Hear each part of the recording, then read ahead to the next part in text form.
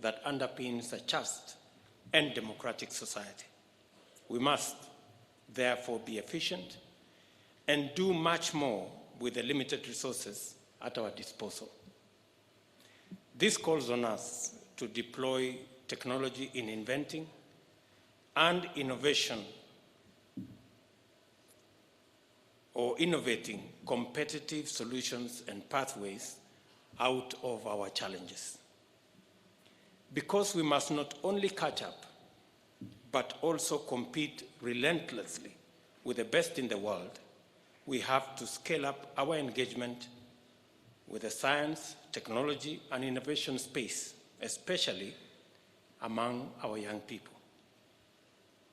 As the world approaches the limits of its natural resource endowments, technology, the multiplier of efficiency, and innovation, the capacity to deliver new ways of seeing the world, will constitute a very big part of our competitive advantage.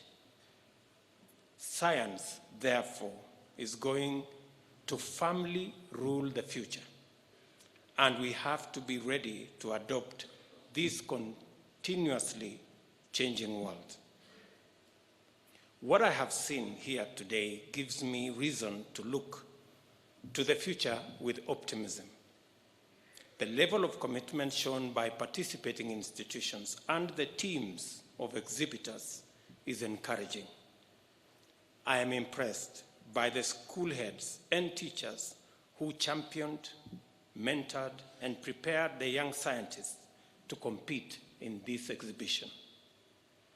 You have played an invaluable role in guiding and encouraging each of them, and I applaud you for the time and energy you have invested. You are true builders of this nation. As a scientist myself, I deeply admire and appreciate your work.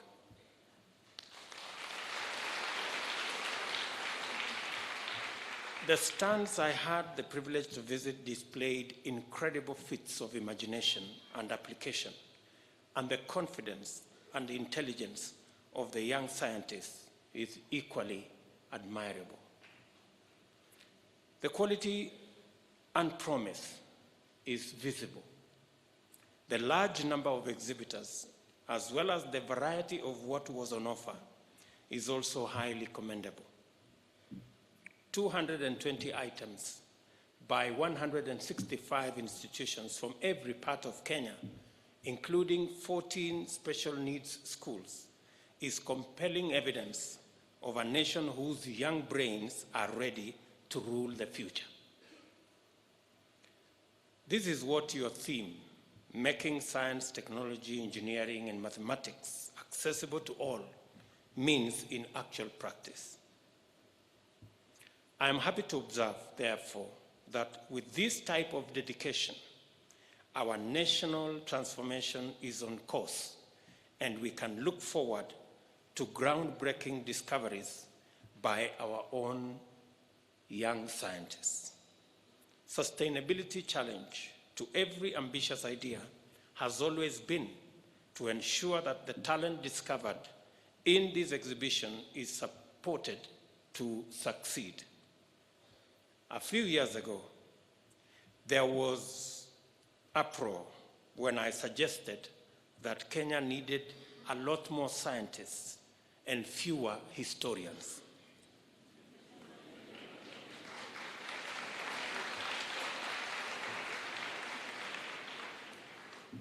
There were acres of newspaper articles and a lot of online comments, but these awards confirm our collective appreciation of our current reality and the place of science in developing into our future.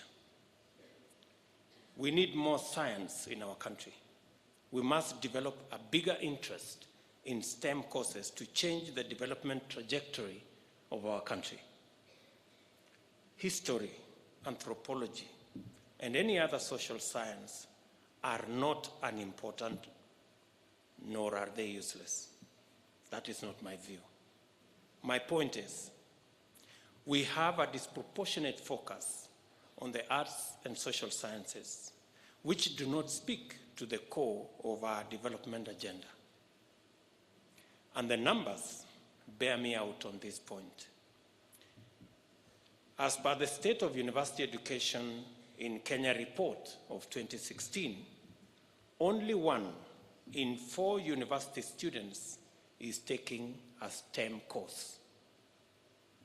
Between 2013 and 2015, for example, only 44 students graduated with a STEM-based degree from our public and private universities, while 137,000 others graduated with business, arts, and humanities degrees. This means about 75% of university students are studying business, the arts, and social sciences. We cannot all study STEM, but if we were to get that number to about 50%, we would have a realistic balance to meet our human resource capabilities for the transformation of Kenya. STEM courses provide the kind of skill set that strikes the core of our development agenda. A STEM graduate is more likely to invent, innovate, and solve problems. Our economic dream is to industrialize, to become a middle-income country by 2030. Increasing the number of young people in STEM courses will significantly boost our chances of making this vision a reality. And this is not conjecture. If you review the biggest economies in the world, you will find that all of their education systems have a strong and deliberate bias towards STEM education. South Korea, Germany, Finland, China, Japan, the US, to name a few, all bear out of this theory. In fact, the education system of these countries are engaged in a heated competition to see who can deliver the best STEM education. Science creates opportunities for societies in ways that no other endeavor can match. Let us embrace this reality and guide our children towards the kind of education that can lift all of us higher. I am happy to note that the Young Scientists Kenya has a boot camp where ideas will be incubated and refined through linkages with the private sector and the academy. To cement this collaboration, I reiterate the commitment that the patron of the second Young Scientists Kenya National Science and Technology Exhibition, His Excellency the President, made in terms of intellectual property rights and the promotion of appropriate linkages. I thank everyone whose contribution has supported this event, and especially the Government of Ireland, through Her Excellency Ambassador Quinlan, for its support for this exhibition. I note that Ireland is now home to global technology and innovation giants because of its commitment to ideas like this. We are therefore in excellent company and must endeavor to repay this friendship with determination and hard work. I am happy to note that technology and innovation, role models like Safaricom, as well as other sponsors and partners, are already on board to help us put together the future we all want. To every student here, today, keep the fire burning, regardless of whether you won or did not. You are still a scientist. Keep experimenting, keep questioning, and you will make it. In conclusion, I want to say The history of science is littered with illustrious success and many failures.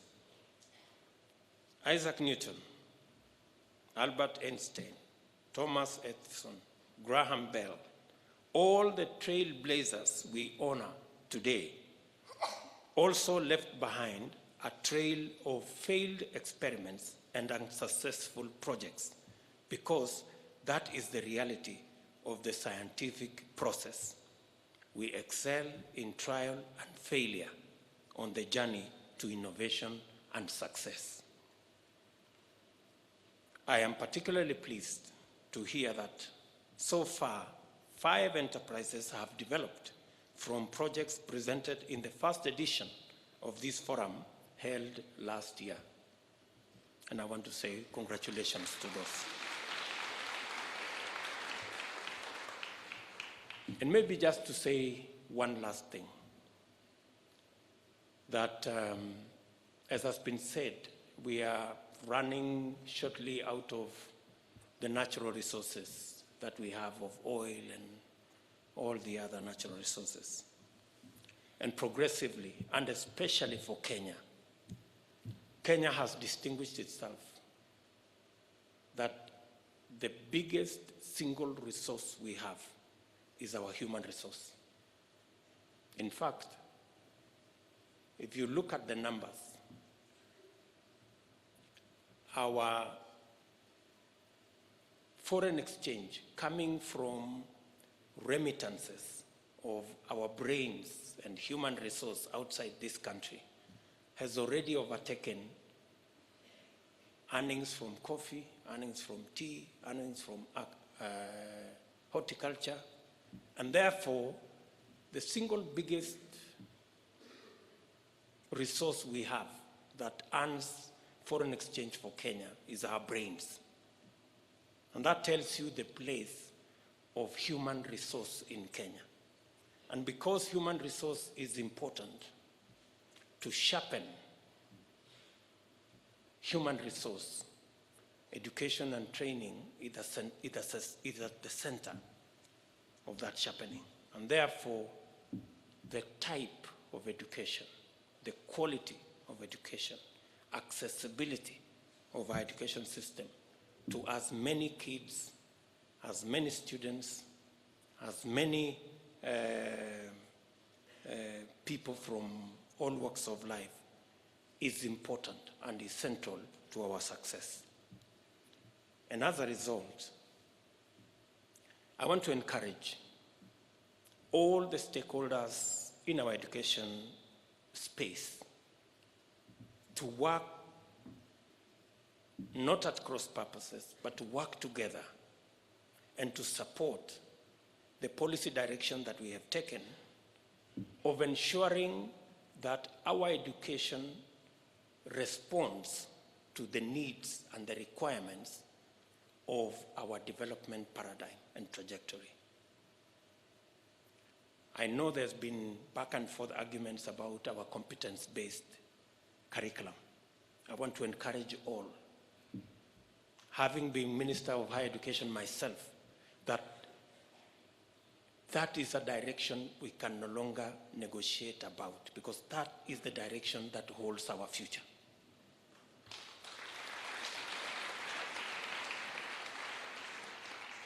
Part of why we have been held back, part of why we are now working on how to industrialize, is because our focus on education and training was not proper. That's why we are saying now, for example, that only 1 out of every 4 students in the university are doing STEM courses. It's because of our history. It's because of how our education was formulated. And they say it is only fools who don't change their mind. Now that we've discovered that there is something we need to correct, I mean, there is nothing to apologize about. You know, we've discovered that there is something we need to correct. We should correct it.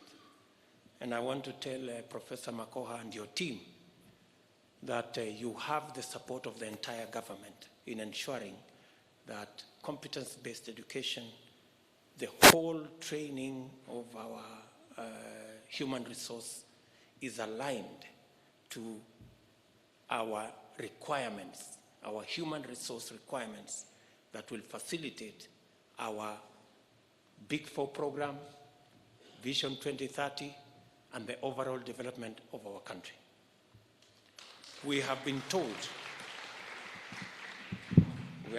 and I think it is true, that if we do not have the correct education and the appropriate training, Vision 2030 could easily become Vision 3020. If we don't get it right. And therefore, we must pull all stops to make sure that our education system and our training program is in tandem with the requirements of where we want to go as a nation and the requirements of industry. And so, what I saw today, and I want to encourage all these youngsters and young scientists, I am really proud that we have a secure future. The more we encourage, the more we train, the more these youngsters go through this education, the better we secure our future. And with those many remarks, ladies and gentlemen, to all the students who are here, let me say congratulations to all of you who participated. Congratulations to those who won. The teachers, you are very special because you took your time to mentor these students. And I want to tell you, you have our support in every way. And I'm sure Professor Makoha knows what to do with you. And to all the head teachers and everybody else. Thank you very much, and God bless you.